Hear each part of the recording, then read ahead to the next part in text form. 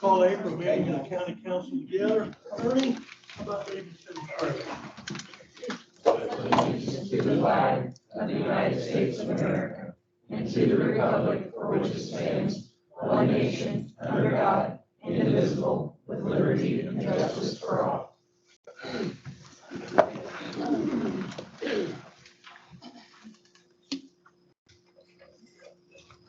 Okay, everybody wants to.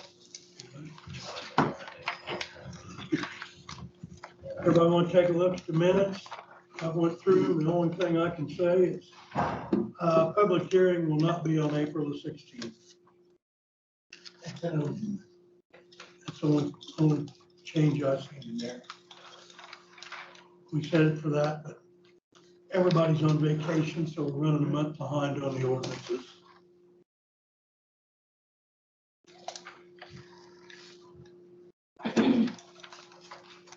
I'll make a motion to approve the minutes. Bill makes a motion to approve minutes. I'll second. Deanna seconds. Any other discussion? All those in favor? Aye. Any opposed? Okay. Treason's Act.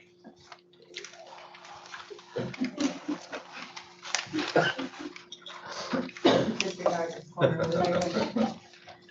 This is a follow-up to a presentation that we did yesterday for the commissioners, and we also made the same presentation last night to the park board, and it's in regard to options for an option for parking at Rebecca Park. As we know, the Inclusion Park addition out there has brought a tremendous amount of increase in the traffic, and it's with the current parking and the flow of traffic, it's just not safe, especially for children running back and forth from cars over to the playground. So I was approached by Zach Weird from the city of Greensburg, and he asked me to meet with him and Josh about option that was included in their plan design for the extension of the connection walking trail. And in that plan, it did include a design option for parking at the park, although they do not have money in their grant to pay for the parking lot itself. So after we discussed it, he offered to come and share this information with you because I feel like he has the information in detail that you would need to hear as he, shows you the different options that he has. So I'll turn it over to Zach, let him share that with you, and I've got copies of what he's going to talk about for each of you. Good morning.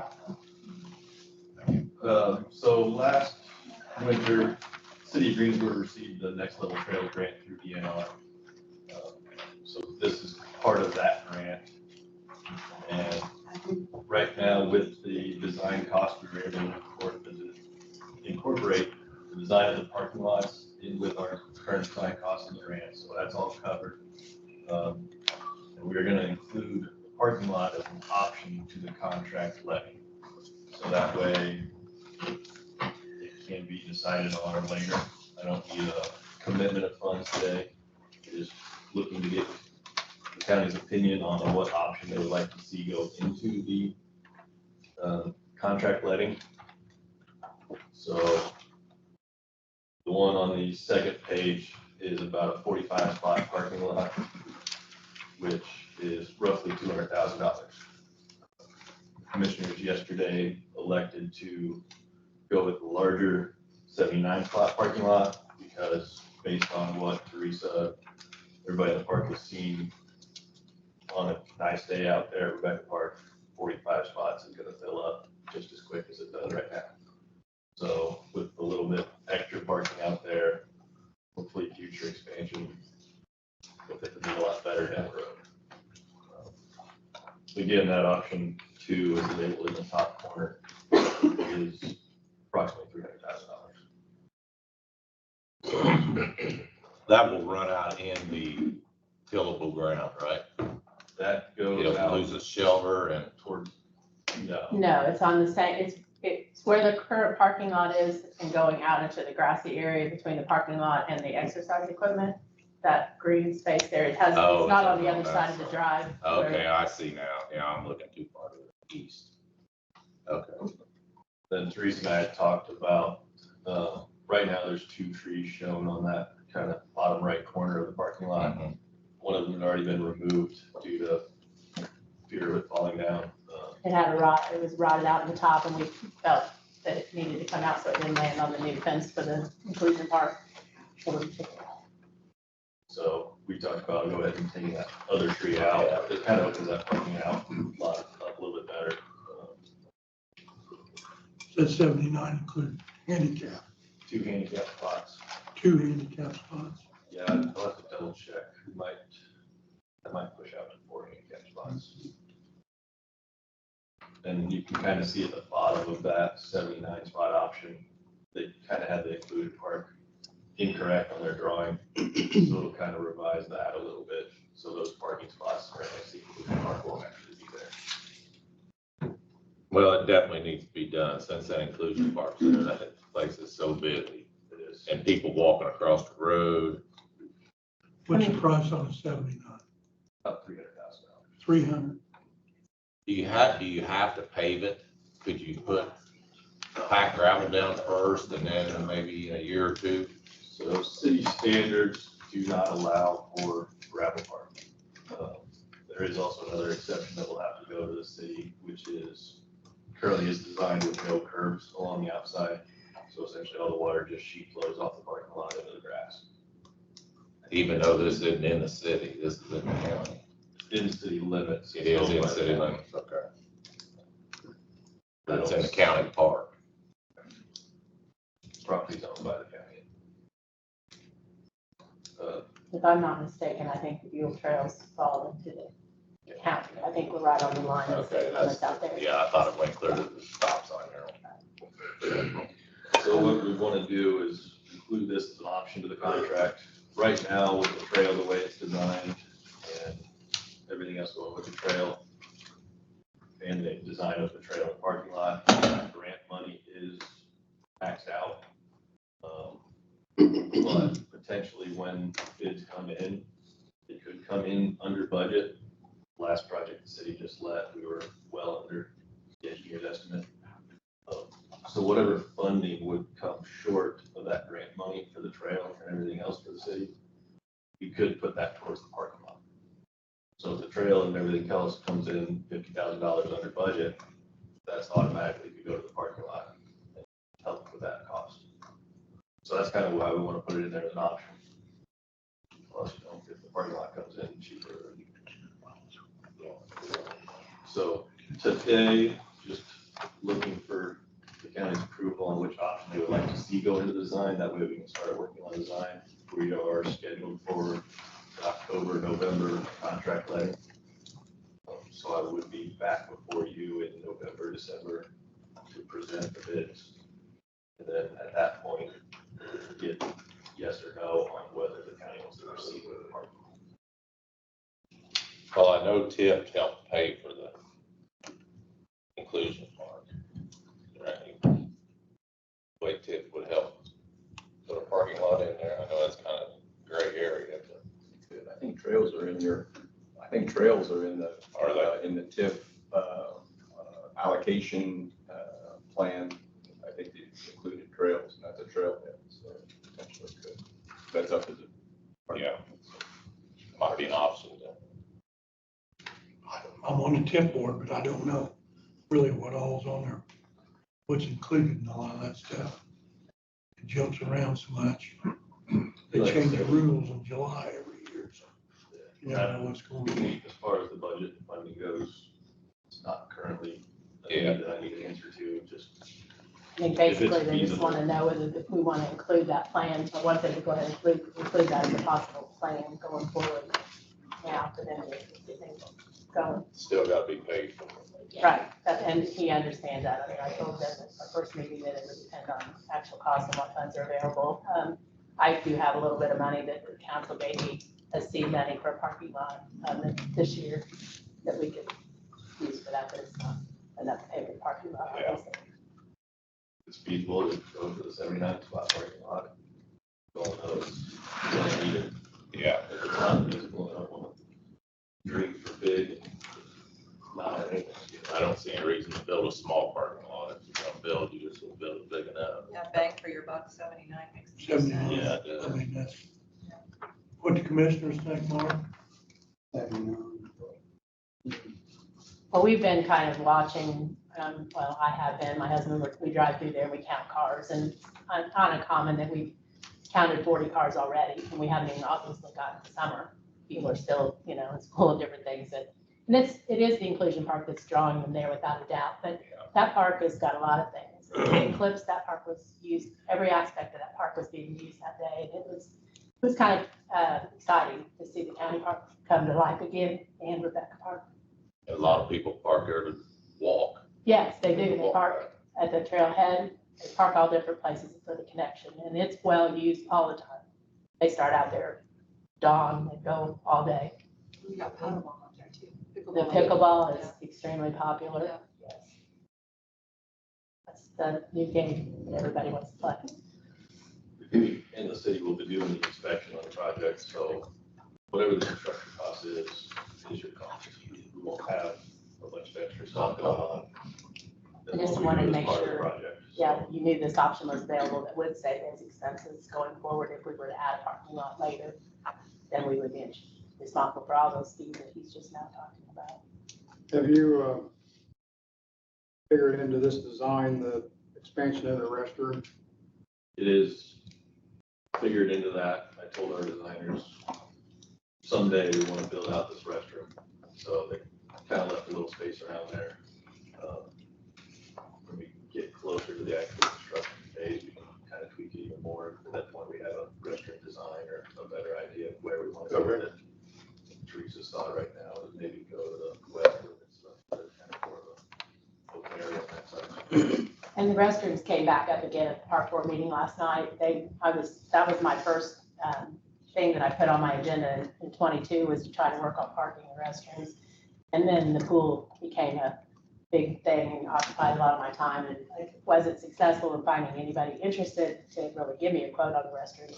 So I brought that back out on my desk this morning. So hopefully before they get to where they are, we'll be moving along with some ideas of exactly where that bathroom could be expanded.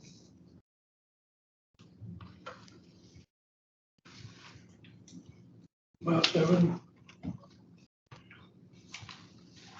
You just need a consent, you don't need a vote, do you?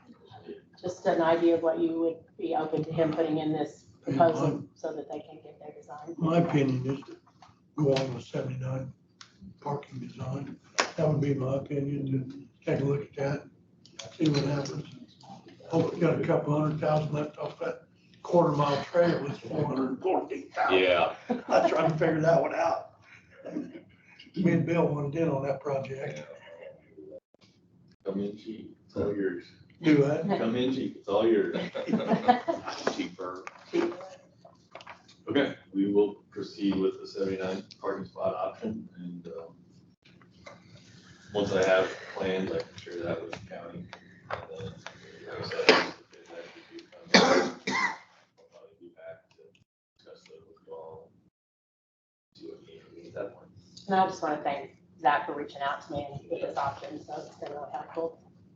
It's been a lot of time. Well, I know it's busy out there. I went by 10 o'clock Sunday morning and there wasn't any churches out there playing ball. Yeah, we're trying to find a time to mow out there when there's not too many people there, but they're hitting it right now, so they're out there hoping to beat the crowd today. Keep Larry busy. Yes. Thank you. Thanks, sir. Thank you. Matt Nevy. Good morning, everyone. I just wanted to come to you just to give you a little update on what's going on in court services, transparency, just to make you aware of everything that's happening. I'll let her address some of that right now. We've been pretty busy, since all these numbers are as the first of the year based on the last quarter that we submitted to DOC, and then we'll present to the commissioners at their daytime May meeting. But all risk assessments, it's required by criminal rule 26. So everybody that gets arrested in jail from a misdemeanor to from C misdemeanor, your lowest crime, to murder gets a pretrial risk assessment done that is submitted to the judge and prosecutor. So far, we've done 144 of those just in the first 3 months. So it's keeping the detention center busy, it's keeping us busy. So anybody that goes through them that has county charges comes through our office. As of March, what I submitted to DOC was that we've had 51 clients post disposition, so meaning they have been convicted of a crime, with an additional 15 transfers. So we're supervising 51 in county, and we are supervising 15 out of county, meaning we have courtesy supervision through like Shelby or Rush, but ultimately we still supervise those people with progress reports and things like that. We have 2 clients on pretrial. We have 7 wellness court participants with 3 pending.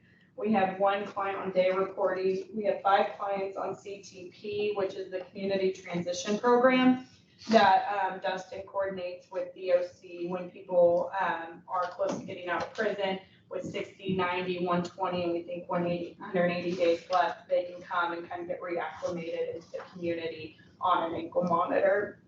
Unfortunately with that, we're at the mercy of DOC on that. We often think that we're gonna get 2 or 3 a week, and then we get an email on Monday saying they got a time cut, so they're no longer eligible for the community transition program. So that's why that number is a little lower than normal. But unfortunately, like I said, we're at the mercy of DOC on that one.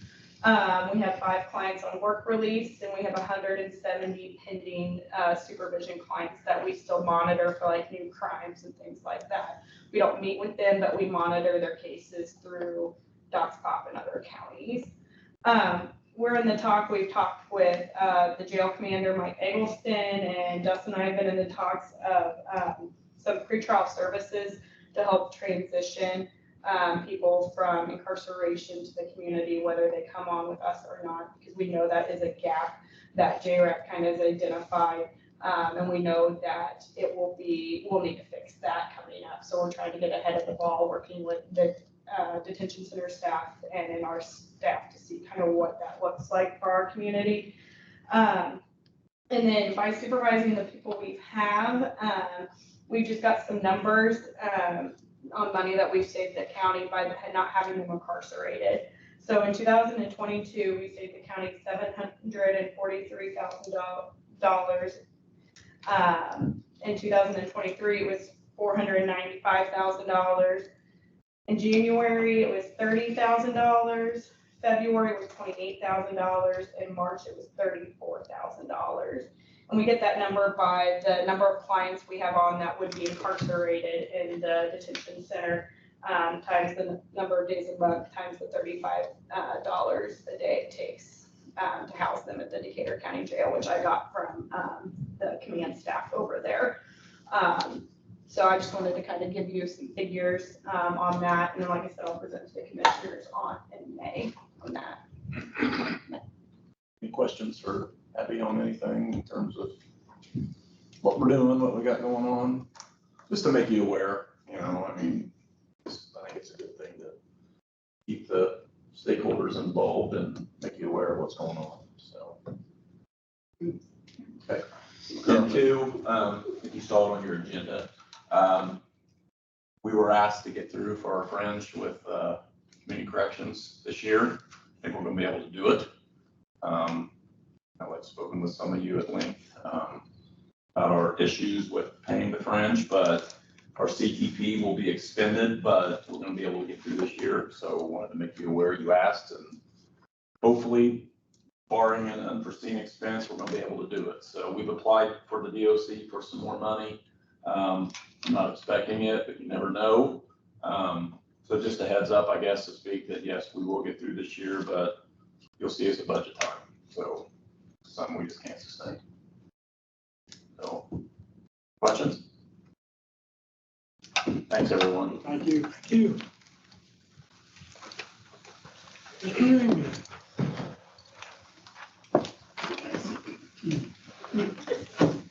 Get these 2 back here. All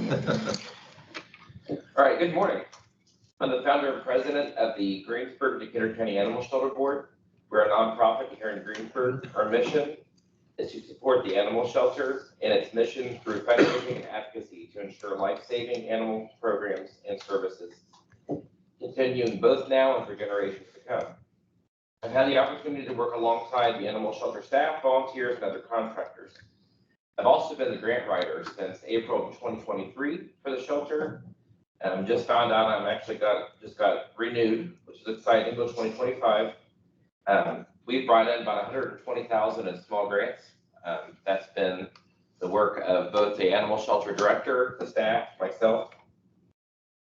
The shelter is working to be a no-kill facility, which as we move towards that, it makes us eligible for more grants. And also, if we get labeled a no-kill facility, it's a Best Friends Animal Society does a huge cover of the county, and they do quite a few things. So it would help us, and I think also make the county appear in a positive light. Not that they don't usually, but it would be a help. That right now the shelter operates in a 2,400 square foot building with a 384 square foot outdoor kennel space. If you're interested in adopting an animal at the shelter or even visiting with an animal, it takes having space to get to know the animal, and it is best to get them out of the overstimulation of the kennels.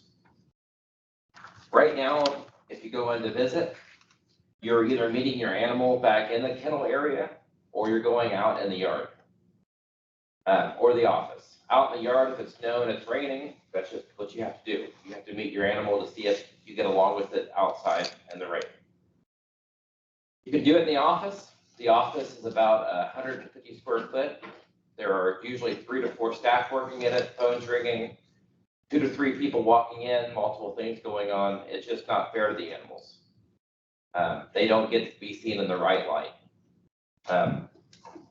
So I will say, thankfully, ARPA did an amazing, I believe it was last year or 22, and they funded a huge shed. So that helped quite a bit for storage. However, as we move towards trap, neuter, release programs, which we just got a grant for $27,000 for that, we really are going to start having, we're going to have issues with space once again. Friends have met and they began brainstorming on how we can help the shelter get the opportunity to have a new shelter in the future.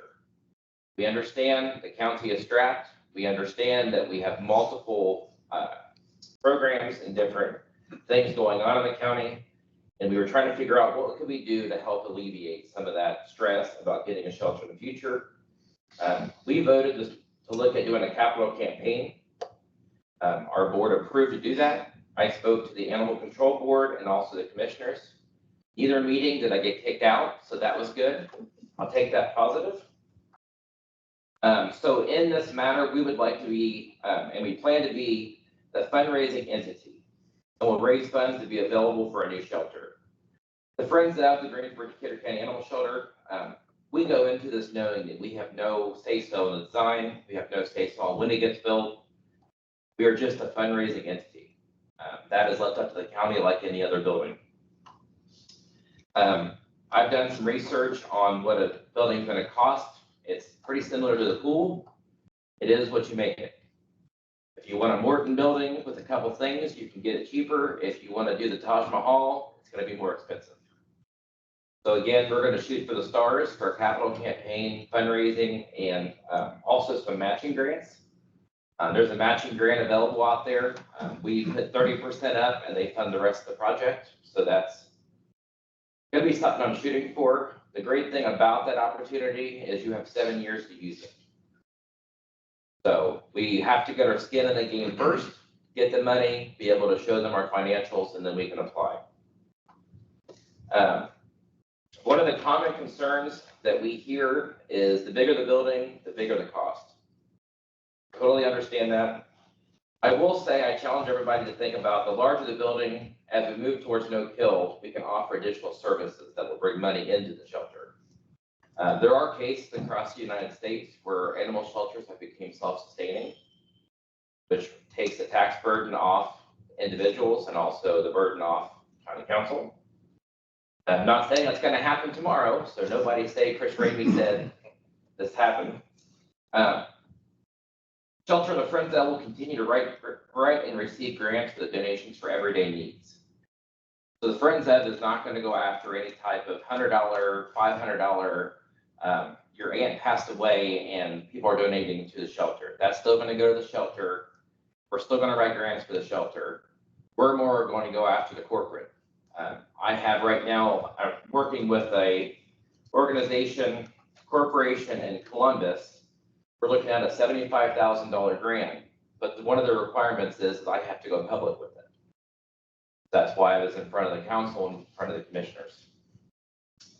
The other thing is Decatur County is going to have in the near future multiple capital campaign projects, including possibly the pool and the fairgrounds project. And I've received some phone calls that maybe we may be infringing on those opportunities. I see it differently because I think Decatur County needs all three. And I think it gives people the opportunity to donate where their heart lies.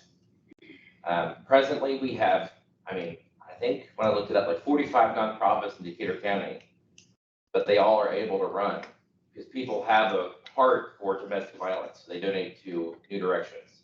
They have a heart for the Bread of Life because one time they had food insecurity. So just give them that opportunity. One of the things I just kind of want your, I guess, approval / understanding is that we go into this knowing that this is not a 1-month project, a 6-month project, a 2-year project, it may be 3, 5 years, whatever it takes. We're devoted to do what we can do.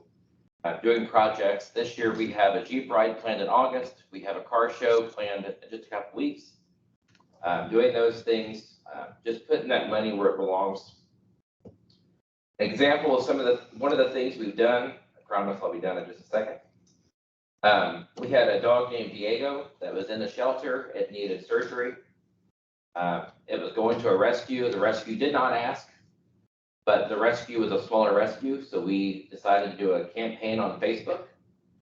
We raised $2,000 for the dog surgery in 82 hours. That included people from Decatur County. That included a lady from Australia. That included people from across the country. So not only will we be capturing dollars here in the community, we'll be capturing dollars across the country. I guess the bottom thing is my feelings is if the grants are available, why not take them instead of using tax dollars here in the county? That's all I have. Any questions? Now I feel left out. Do what? I said, now I feel left out, no question. Well, that's all right. Did the animal board, Yeah, they go ahead, yeah, I mean, they were all, all on board? so it's a good thing. You just need our blessing? Yeah. Y'all done. Save the taxpayer dollars. Thank you for your How you do it without getting questions. Appreciate Thank you, appreciate it. Okay, everybody got transfers in front of them? Let's do those real quick.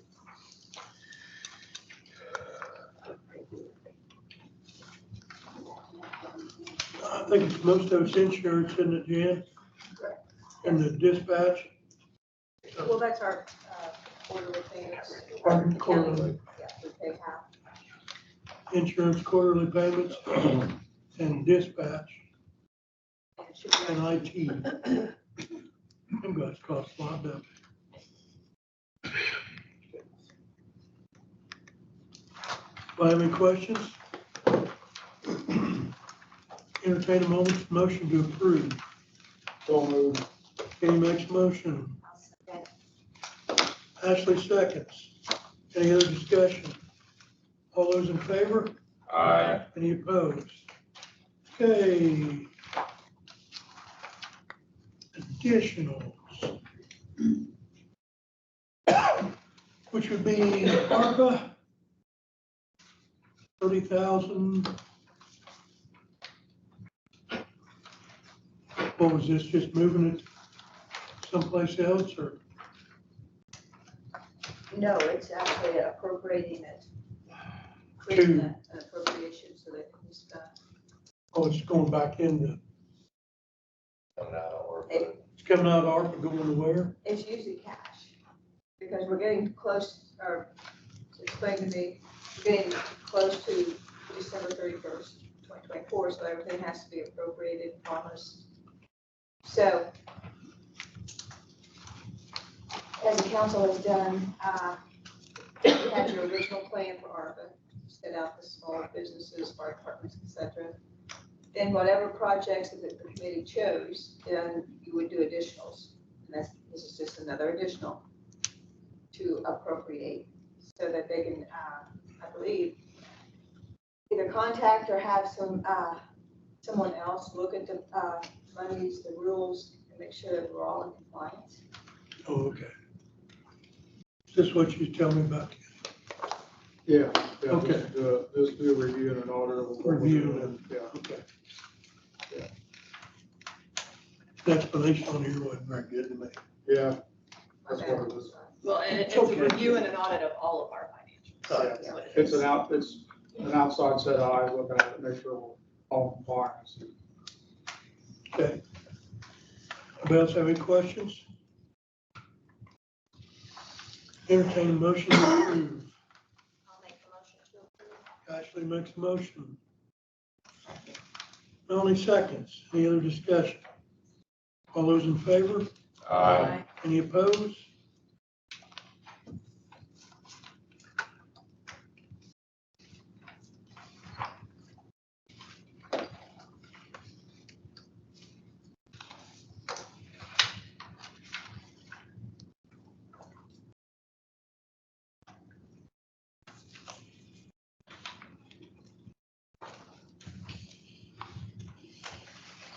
Okay, next one's $4,000 for highway.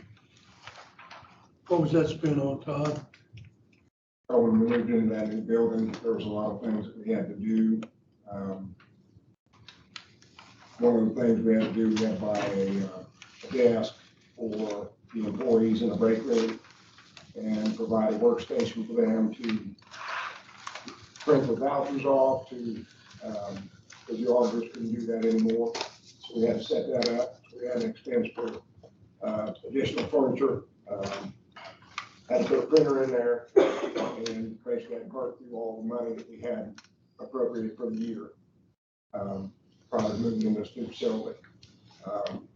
So I'm basically just asking for money out of our cash so we can put back in there, so at least fund the rest of the year, without any problem. Is this what was not seen during the building or No, unforeseen yes, circumstances? Yeah. If I understand that. Okay, motion to approve. I'll make a motion. Bill makes a motion. I'll say. Attorney second. thank you. Any other discussion? All those in favor? Aye. Any opposed?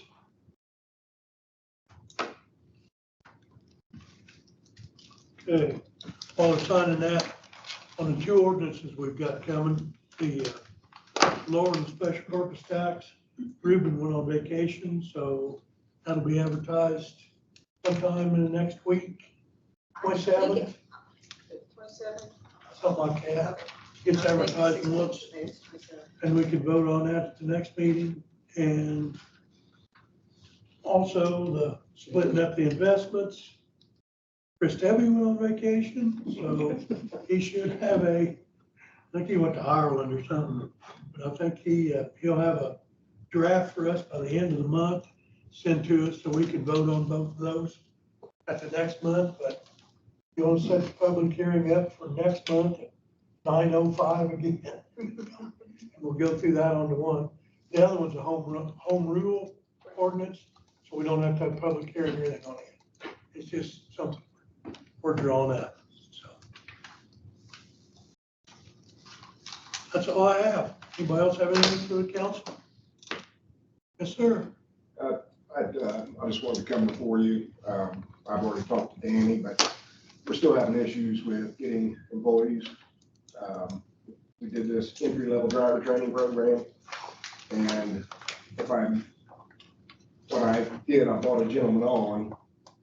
I know you guys approved a truck driver appropriations for payroll, but these new people that come in that do not have any experience or do not have a CDL, I want to hire them in at $19.50 an hour versus $20.14 an hour.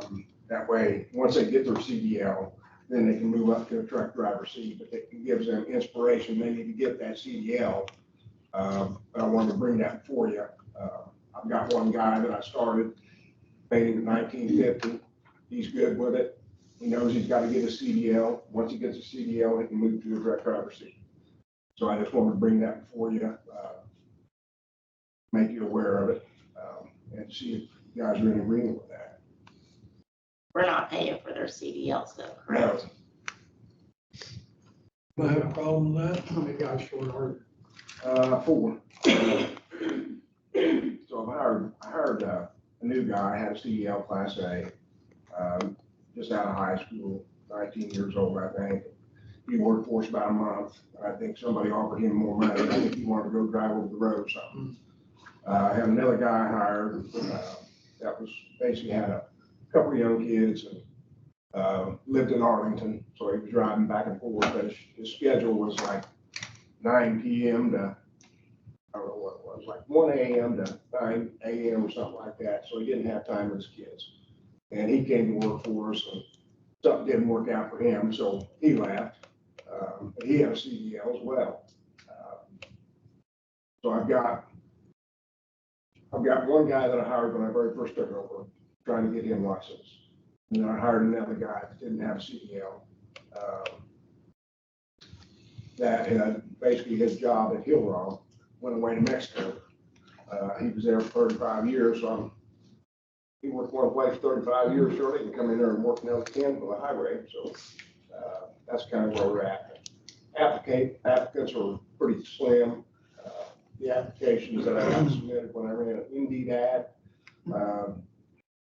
was tremendous, like 34 applications. But this guy'd been here for a year, and he left and went to this job for a year, and so they just didn't look good. So I interviewed a couple guys yesterday. I wasn't really impressed with either one of them. Neither one of them had a CDL, so I'm not sure if I would move on them or not. So I've got some more interviews lined up, but it seems like we're just having a hard time. Are there any regional programs that people run through to get a CDL that you can maybe reach out to and work with as people are getting their licenses? I know that the Learning Center does a grant for CDL drivers, but once they come out of the school, you got Crum there, you got this guy there, everybody's there giving them a card. You know, we'll pay you $1,700 a week, come work for us. Yeah. You know, you don't have any. You ought to have the up on that, though. You only work 4 10s. Yes. Most people would love that. Are you training now yet for CDLs?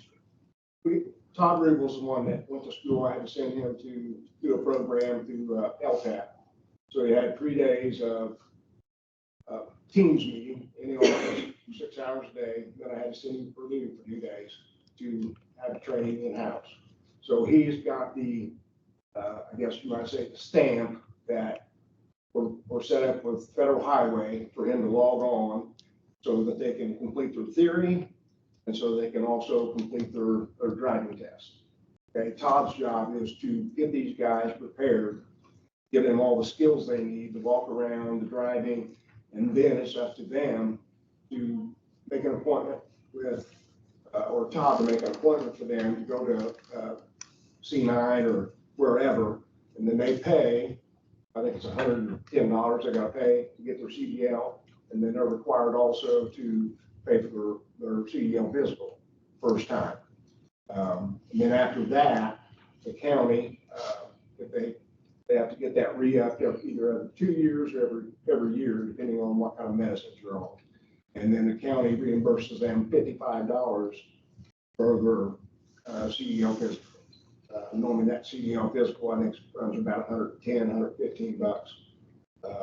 But as far as the cost for the county, there is no cost for us to train and send these guys to a testing facility to test out and see if they pass.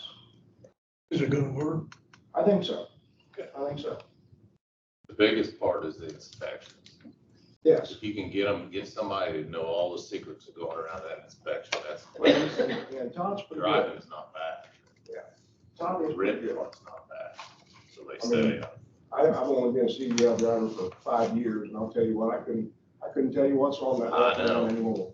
I know. some of the stuff they ask you to do on that, you never do in the field. The, parallel parking semi. Yeah, that's where you gotta do that. You don't ever have to, do that. We're going down South Michigan right now. Yeah. Yeah. So I think the program will work. I really do. Just a matter of getting the right candidates. Does all, do you require all your guys to have CDL? Yes. Once they're employed, they're required to have a CDL. What's that cost them out of pocket to do that? Well, if they want to go to school on their own, prices range anywhere from $4,000 to $7,200. Okay, for them to go to school. I know one of the guys that I hired was Justin Wells. He went to school and paid for it on his own out of pocket, $7,200. He's got a Class A unrestricted on a manual. Another guy went that actually went to the Learning Center and got a grant, went to C9, and I think it's a 6-week deal. And basically, he told me it cost him $5,000, but the $5,000 that it cost him was his travel, his food, and he put it on a credit card. So, but the grant didn't cost him anything to get the license. Now, after you help them get their license, can you put any restriction there to keep them for That I 2 don't years? know. I mean, can anything like that be done, Mark? Do you know? I mean, Our company put a 2-year contract. We prorated out 24 months and the cost of, we just sent out guys to Whiteland, and it was 6,200. And we made them sign an agreement before they went that 6,200 prorated out 24 months. So if they leave us before the 24 months is up, they owe us what's left. That's I what don't know that That's pretty much, that's I don't- common. it'll hold up in court or not. Yeah, it's pretty common. But you pay. We pay it up front. Yeah. I mean, if we're training them, That's still the value. if we're Yeah. training them, it and is. it's less work for Todd, about 3 to 4 months, and then all of a sudden, Yeah. Yeah, you know, but look at, it still But it's costs like Todd said, it's like a You pay for it, that's a different. carnival the day they that's what we graduate. need. You know, there's We're not paying. 30 Yeah, well, yeah, they are. trucking companies there Yeah. trying to entice them to come to work for You them. know, I'm just paying for I don't know everything. whether you could put a, Well, I don't know. You can if you have if you have a tangible thing that you're physically paying for, you can contract them to do that. We've done that before where, we invest $3,000 in school for somebody and you're gonna stay for 2 years and otherwise you're gonna pay us back what the balance is, We like got what it. those guys do. you can got do that. invested in Todd Rubel, But make you sure got- you got school. If you got monies invested where you can document I that. don't know how many he eats, we could afford to feed him for 2 days. Well, I mean, is that the same for municipalities or? Yeah, it'd be the same for anybody. Might want to just check with the county attorney, but normally if it's contract, it's contract.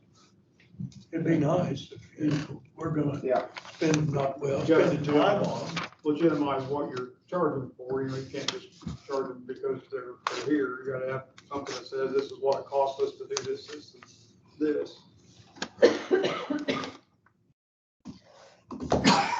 Yes, sir, Brian. And just real quick, last Thursday, pleased to announce that the Accelerate Rural Indiana region is made up of Shelby County, Rice County, Decatur, and City of Brownsville, was awarded $30 million for the READY program, READY 2.0. That's $10 million more than what we got last time.